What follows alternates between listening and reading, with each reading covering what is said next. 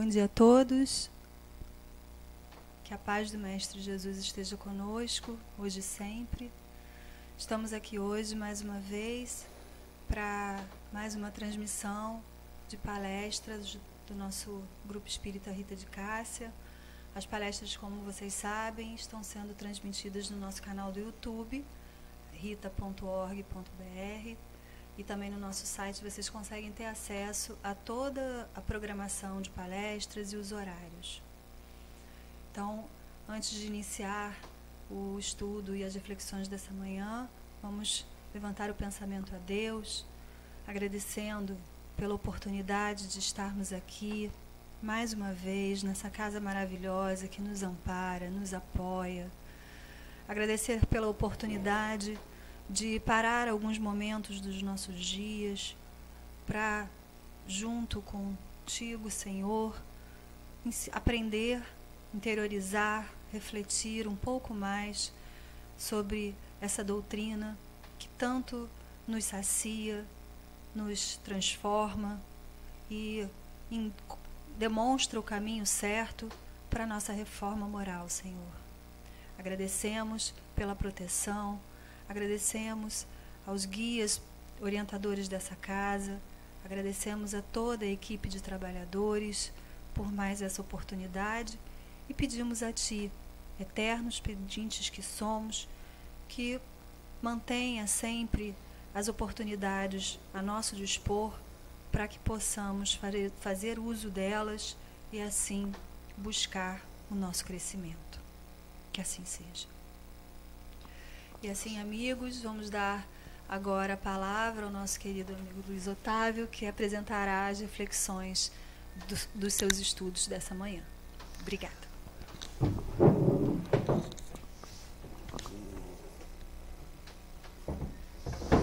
Olá, queridos amigos. O som tá bom, Carol? Tá ótimo. Olá, queridos amigos.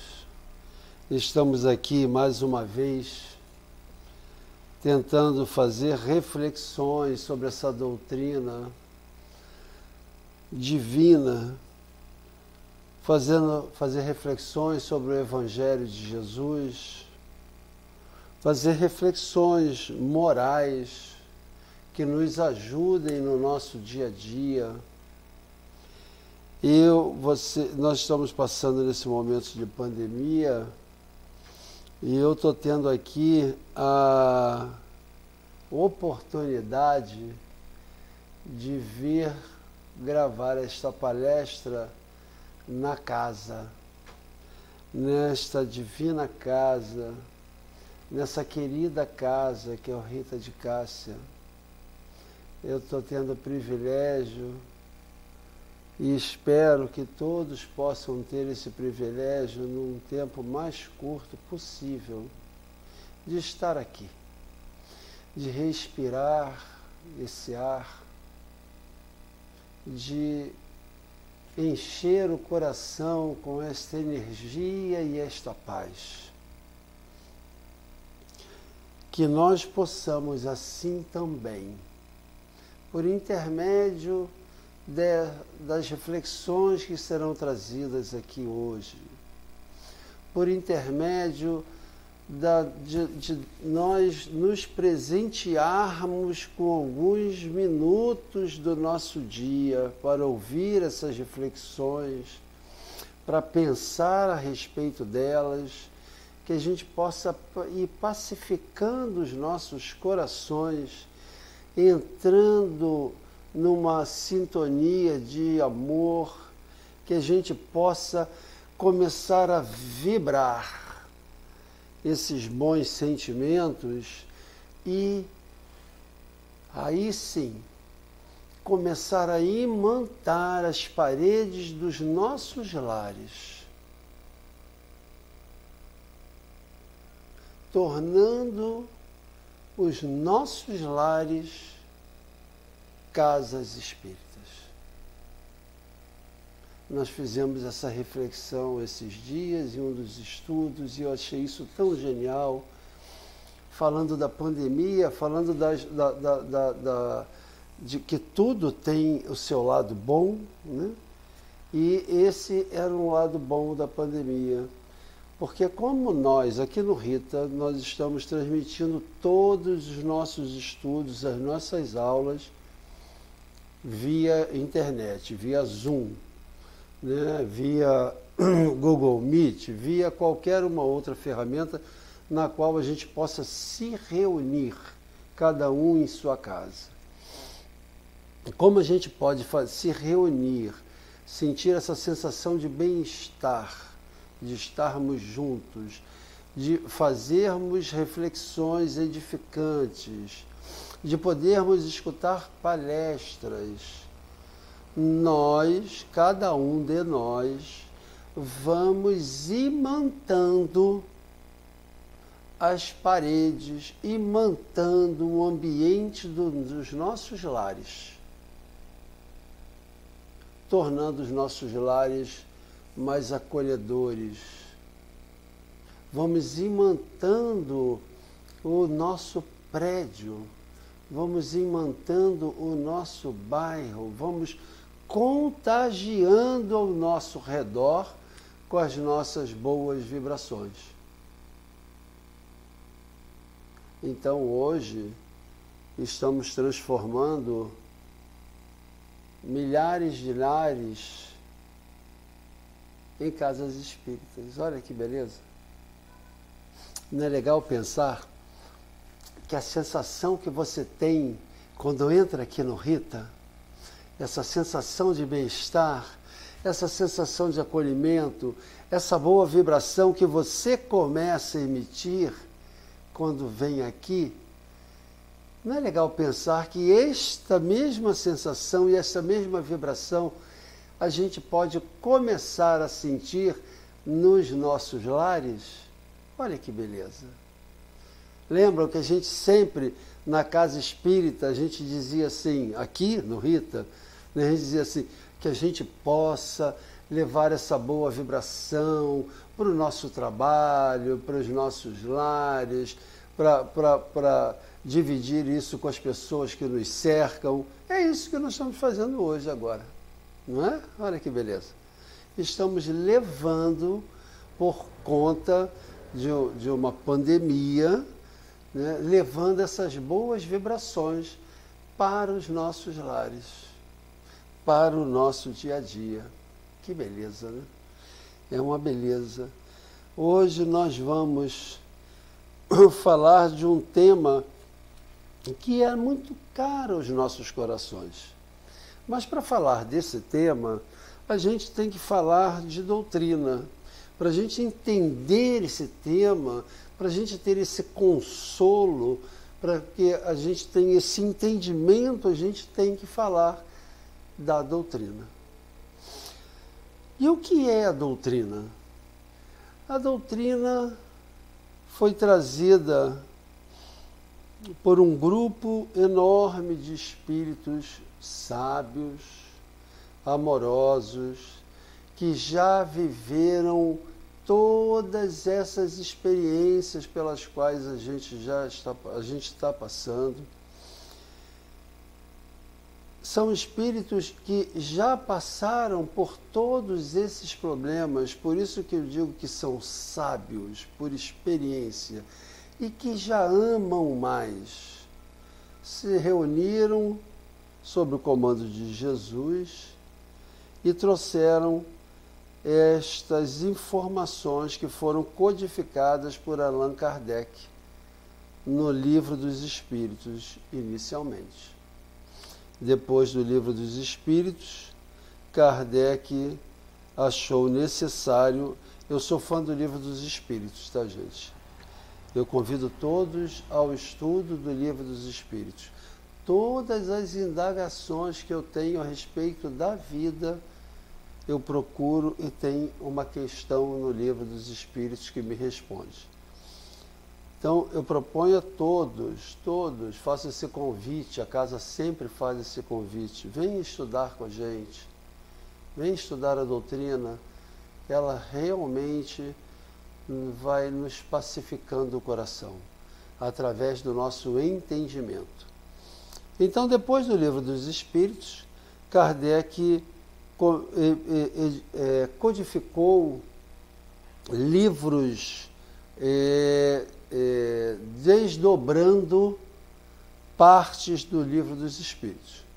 Então, logo depois do Livro dos Espíritos, ele edita o Livro dos Médiuns, para falar de como funciona, primeiro, como funciona a comunicação entre os encarnados e os desencarnados. Depois disso, ele nos traz o Evangelho segundo o Espiritismo,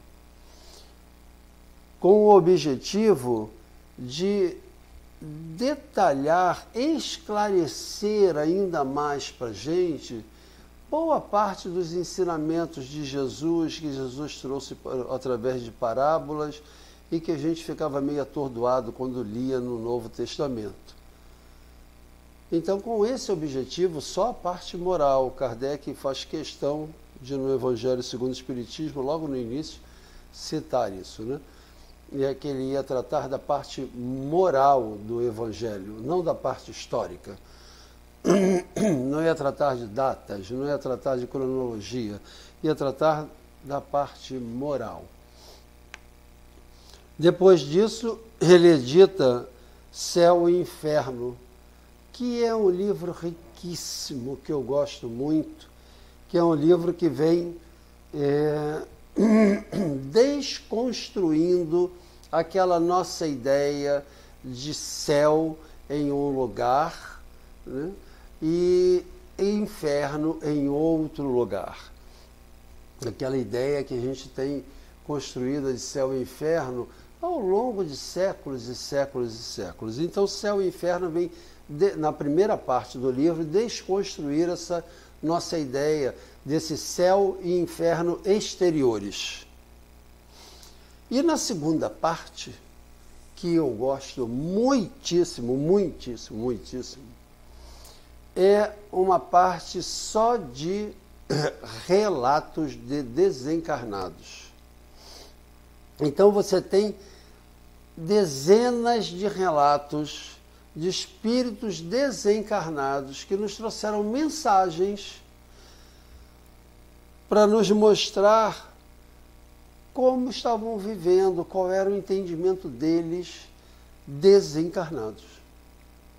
Então é muito rico isso, porque nós temos mensagens de espíritos felizes, nós temos mensagens de espíritos mais ou menos felizes, nós temos mensagens de espíritos bons, de espíritos medianos, de espíritos sofredores, de espíritos muito sofredores, de espíritos muito rudes, de toda caracterização que você puder colocar, de personalidades, de caracteres, de pessoas, de espíritos. Nós temos lá a mensagem de todos eles. Qual era a visão deles naquele momento, desencarnado, como ele via a vida, como eles veem a vida, como eles viam a vida. É muito rico. Por que é muito rico? Porque com certeza você se verá numa daquelas comunicações. Você se verá vivendo mais ou menos aquilo, tendo mais ou menos aquelas mesmas dúvidas, tendo mais ou menos aquelas mesmas angústias, aquelas mesmas alegrias ou aquelas mesmas dores. É muito rico porque você verifica, a gente vai introjetando essa ideia de encarnado e desencarnado, introjetando a ideia que nada muda quando desencarnamos. Se eu era invejoso encarnado, serei invejoso desencarnado. Se eu era benevolente encarnado, serei benevolente desencarnado. Não vou virar santo porque desencarnei. Você, com aquela riqueza de comunicações, você vai introjetando esta ideia e vai passando a viver de forma diferente. Mais tarde, Kardec edita Gênesis, que fala dos milagres e das predições e da criação também. É muito interessante a gente verificar como Kardec foi desdobrando toda essa bibliografia que ele nos deixou. E qual é a importância disso, né? A importância disso é que a gente passe a tomar conhecimento e a introjetar dentro de nós a ideia da continuidade, a ideia da imortalidade da alma. E a boa parte das religiões e de filosofias, elas já preconizam, né, a imortalidade da alma. A diferença da doutrina espírita é que a doutrina espírita tem como princípio doutrinário basilar a reencarnação. Não regredimos, progredimos sempre. Encarnamos e desencarnamos, encarnamos e desencarnamos sempre para aprender mais. Para quê? Você vai me perguntar. Para que então? Para que a gente reencarna? Vou tentar lhe responder. Se você está muito incomodado com um problema, a encarnação tem muitas bênçãos. A encarnação tem a bênção do esquecimento. Quando eu encarno aqui, eu tenho a bênção do esquecimento dos meus problemas anteriores.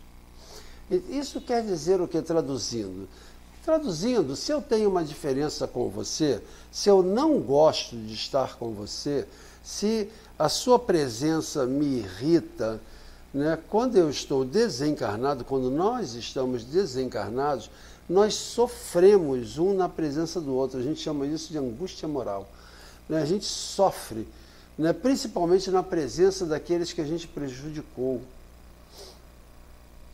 Como é que eu vou transformar isso? Então, Deus nos deu essa bênção da reencarnação. Por quê? Eu reencarno e você também, então durante um tempo a gente esquece dos nossos problemas e quem sabe se a gente der sorte de se encontrar, a gente esquecendo que um não gosta do outro, pode até tomar um café junto e começar a gostar um do outro. Olha que beleza. E aí quando desencarnar, vai desencarnar com uma relação de afeto, com uma relação de carinho e não com uma relação de angústia e sofrimento. A encarnação faz com que eu esteja em movimento para me melhorar. Por quê? Porque a encarnação, quando eu encarno, o corpo me obriga a fazer o movimento. O corpo me obriga a dar passos. O corpo tem necessidades, tem fome, tem sede. Você precisa acordar de manhã, você precisa fazer a sua higiene, você tem necessidades, o corpo te força a entrar em movimento. E quando eu entro em movimento, eu esbarro nos outros. Eu vou encontrando outras pessoas. E neste convívio, eu vou me melhorando, porque eu vou percebendo que eu gosto de estar com outras pessoas e eu vou percebendo que eu gosto de gostar de outras pessoas. Encarnado, você faz isso mais rápido. porque o corpo te obriga. Desencarnado, eu não tenho vontade, eu não preciso comer, não vou ter vontade de ir ao banheiro, não vou precisar trabalhar para me alimentar. Desencarnado, eu brinco que eu posso passar um tempo balançando naquela rede, né? Esse tempo pode ser décadas. Encarnado não, encarnado, a vida me obriga a entrar em contato, a vida me obriga a ter relações. E como eu sou filho de Deus, amoroso como sou, eu nas minhas relações eu percebo que eu gosto de gostar, que eu gosto de criar relações de afeto. Por isso reencarnamos, por isso a bênção da reencarnação. Por isso a bênção da reencarnação, porque criada por Deus, isso faz com que a gente progrida, a gente melhore, a gente se sinta mais feliz mais rapidamente. Que a gente não precisa esperar tanto tempo balançando naquela rede, com aquela angústia. E ali tem uma metáfora muito interessante, que eu gosto muito, que diz o seguinte, que um homem chega num posto de gasolina e escuta o lamento de um cachorro, o lamento de um cão chorando, né? E aí ele pergunta para o frentista, para o trabalhador ali, por que esse cão está chorando? Aí o frentista diz tranquilamente para o cliente, diz assim, porque ele está deitado em cima de um prego. Aí o cara toma um susto e diz assim, ué, mas, gente, ele está deitado em cima de um prego? É, ele está deitado em cima do prego. Isso causa dor a ele? É, causa. Mas por que ele não sai de lá? É porque ainda ele consegue suportar essa dor. Quando ele não conseguir mais suportar essa dor, ele vai levantar e vai sair. Qual é a tradução disso? A tradução é que a gente se acostuma até com as nossas dores. A gente se acostuma até com os ambientes desagradáveis. A gente se acostuma, a gente quer estar na nossa zona de conforto, né? Não importa que esse conforto seja ruim, mas você não quer fazer um movimento. Você fica ali. Então aquele cachorro vai ficar ali até doer o bastante para que ele se levante, né? A encarnação faz isso com a gente. Dá uma sacudida na gente, bota a gente em movimento. Você tem que andar. Você tem que andar para se alimentar. Então o corpo é esta bênção. Por isso reencarnamos. É muito elucidativo isso. Então a gente vem para casa estudar todos esses ensinamentos trazidos pelos espíritos. E eu gosto para a gente ir introjetando esse conceito de imortalidade. Outra coisa que me mexe muito comigo, que me introjetou muito esse conceito da imortalidade da alma, esse conceito da continuidade do meu ser, é a casa. Um dos trabalhos da casa a gente chama de grupo de atendimento aos desencarnados. A famosa desobsessão, que 5% é de desobsessão, 95% é atendimento a desencarnados em sofrimento, né? Às vezes nem sofrendo tanto, mas em sofrimento. A casa, toda terça e toda sexta-feira, tem um trabalho enorme com esses espíritos. A casa que só o Rita atende milhares de espíritos em cada ano. Milhares. Não são dezenas, não são centenas. É na escala de milhares de espíritos são cuidados aqui, recebidos aqui, acolhidos aqui, né, nesta casa de amor. E esse trabalho nos mostra, a gente conversa com eles durante esse trabalho. Então, nos mostra quão iguais eles são a nós, quão iguais nós somos quando desencarnamos, né? As alegrias e sofrimentos que temos. Isso faz com que a gente vá introjetando essa ideia da imortalidade. Por que eu falei, dei essa volta toda para falar do nosso tema?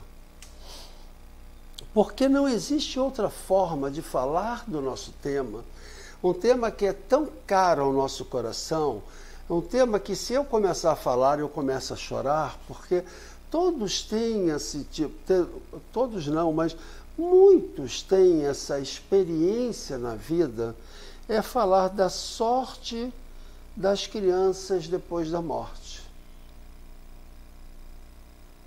Lidar com a morte de uma criança, principalmente quando essa criança é um ente querido, é muito duro para a gente.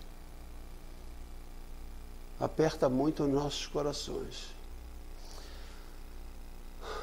Só o conceito que a doutrina nos traz é que pode nos consolar. Só o conceito de que nós temos vidas anteriores, somos um espírito imortal, que encarnamos para aprender um pouco mais nesta escola, nesse planeta, escola, e desencarnamos, porque o corpo não sobrevive tantos anos assim, tantos séculos. Agora a gente está quase batendo séculos, né? Tá quase, séculos não, mas um século a gente já está batendo. Então o corpo não resiste, então a gente é obrigado a encarnar e desencarnar. E não só obrigado, porque isso é produtivo, é educativo, lidar com a encarnação e com a desencarnação. A gente aprende com isso. Então, a gente vai vivendo muitas vidas, muitas experiências, as experiências necessárias e escolhidas para que a gente progrida naqueles itens morais. Para quê? Para que a gente vá aprendendo a amar mais, aprendendo a ser, amando mais, seremos mais felizes. Só pensando, só tendo como foco essa doutrina, só introjetando isso dentro de nós, só tendo esta compreensão que nada foge às leis de Deus, nada nos é trazido que não seja educativo, que nunca estamos sozinhos, nunca. Temos sempre espíritos queridos, encarnados ou desencarnados, que nos dão colo, que nos abraçam. Só tendo esse consolo, desse entendimento, é que a gente pode entender perder um filho. Oh, Deus, que dor! Perder um ente querido, mas principalmente quando esse ente querido é uma criança, nos desestrutura e mexe muito com gente. Só tendo esse entendimento que ele está desencarnando, porque é a melhor forma dele crescer, dele ir tendo maior entendimento, para que ele crie maiores relações de afeto, para que ele seja mais feliz. Só tendo esse entendimento para consolar o nosso coração. O Livro dos Espíritos pergunta isso, né, desenvolve ao longo de 5 perguntas só, falando sobre o tema, né? Perguntando tudo isso que a gente já meio que discutiu aqui, né? Perguntando assim, mas o espírito de uma criança em tenridade poderá ser tão adiantado quanto um adulto? Sim, claro, responde os espíritos. Por quê? Porque esse espírito é um espírito que já viveu muitas experiências. Ele pode ser mais experiente que outros e pode ser menos experiente que outros. Então ele pode ser mais adiantado que o adulto aí.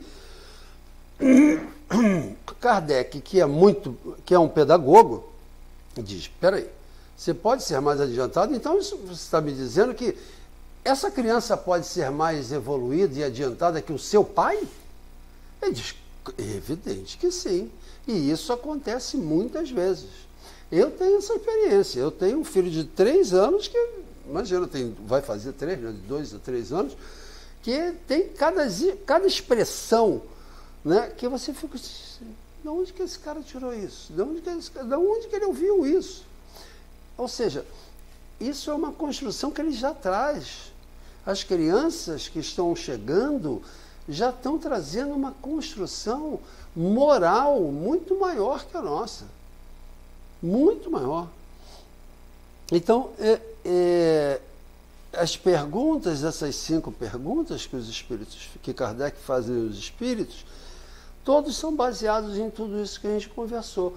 Aí é desconstruindo algumas ideias que a gente tinha anteriormente. Aí vai dizer assim, mas então essa criança quando desencarna vira santo, né? Que é a ideia que a gente tem, né? Vira anjinho, né? Diz, não vira, né?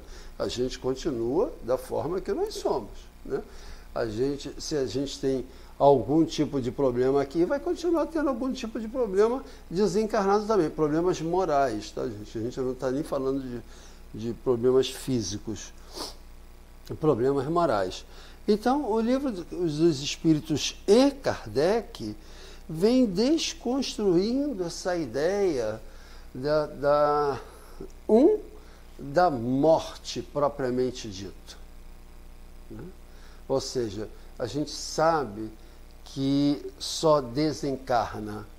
A outra, quando fala da pluralidade das existências, ou seja, dessas muitas existências que a gente tem, eu gosto de lembrar, né, que eu tenho muitas mães, que eu tenho muitos pais. Você já imaginou, eu não sei se você, nesta encarnação, tem uma relação afetiva intensa com seu pai e com a sua mãe. Se não o tem, eu sugiro que procure ter. Não importa se eles são bons, maus, horrorosos, lindos, não importa. Procure ter. Se você não puder ter, os perdoe e seja grato a eles. Grato por eles ter lhe dado a encarnação. Se você está aqui refletindo comigo sobre qualquer questão, se você está aqui reclamando, se você está aqui feliz, se você está aqui é porque papai e mamãe lhes deram essa possibilidade. Então, seja grato a eles. Isso é uma ferramenta enorme para a gente se sentir melhor. Mas, o que eu estava querendo dizer, que é essa estrutura mágica, essa estrutura familiar, né, é que quando a gente recebe aquele bebezinho, quando a gente recebe aquele serzinho totalmente dependente de você, totalmente indefeso, a natureza humana faz com que você crie um elo de afeto àquele serzinho. Você passa a amar aquele serzinho. E você passa a criar, vocês dois, esse ser, né, passa a criar, a ter uma relação de afeto para a vida toda, eternamente. Então é muito bom, né, pensar em pai. Eu, pelo menos, penso muito bem com os meus pais, tá? Então, é muito bom pensar que eu já tenho uma relação muito boa com meu pai e com minha mãe. Aí, quando eu penso que eu já reencarnei muitas vezes e que eu tenho muitos pais e muitas mães, eu fico todo feliz aí. Você não fica, não? Já imaginou? Né?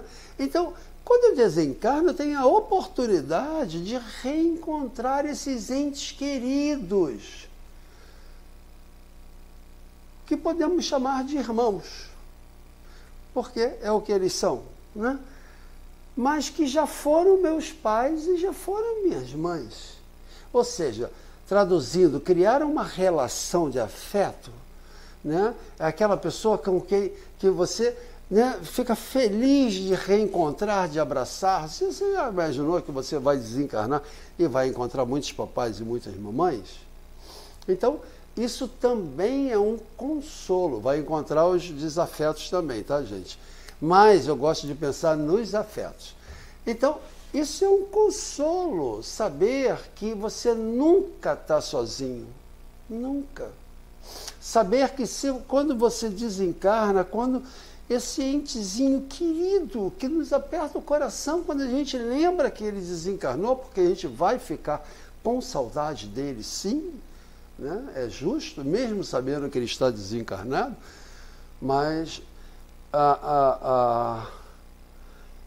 quando a gente pensa que ele está sendo acolhido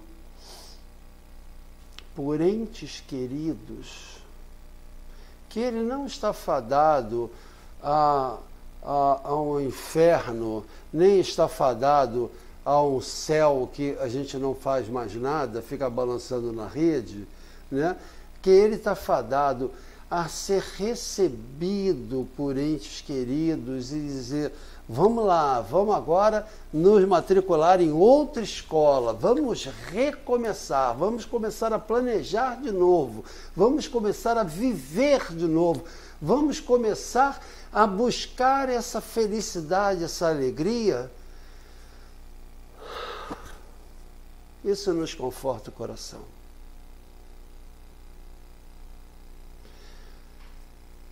Por isso, eu volto a fazer o convite que a casa sempre faz. Venha estudar conosco, venha buscar esses esclarecimentos, porque o fato de a gente buscar os esclarecimentos, além de nos consolar, ainda traz o enorme benefício de nos reunirmos.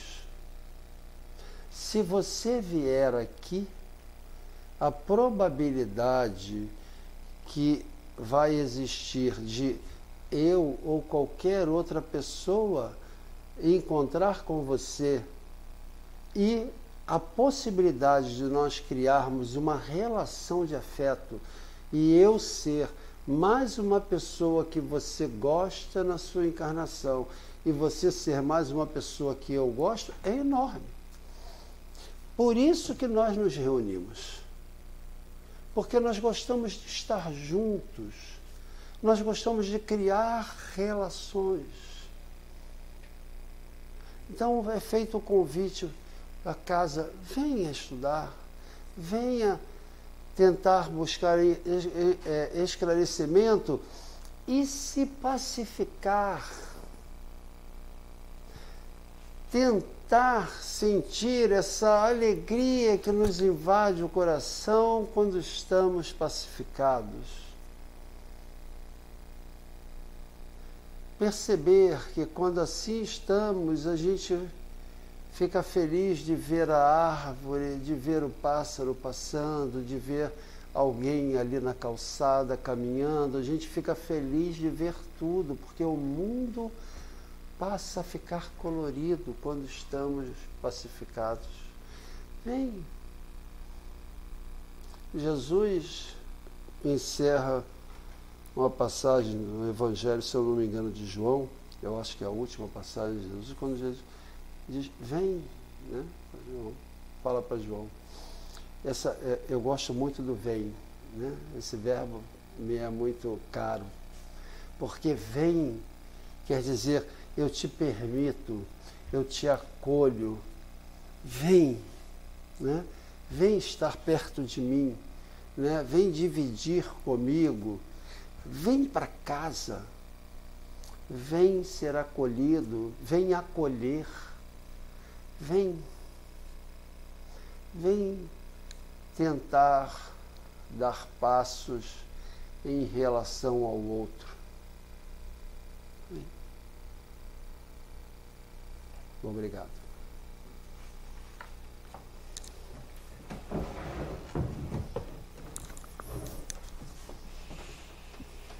Queridos amigos, pacificados que estamos agora, depois da oportunidade das reflexões do nosso colega, repetimos aqui o convite dele: venhamos todos, vamos juntos estudar, aprender, crescer e evoluir nessa casa que é sempre um convite para a nossa reforma.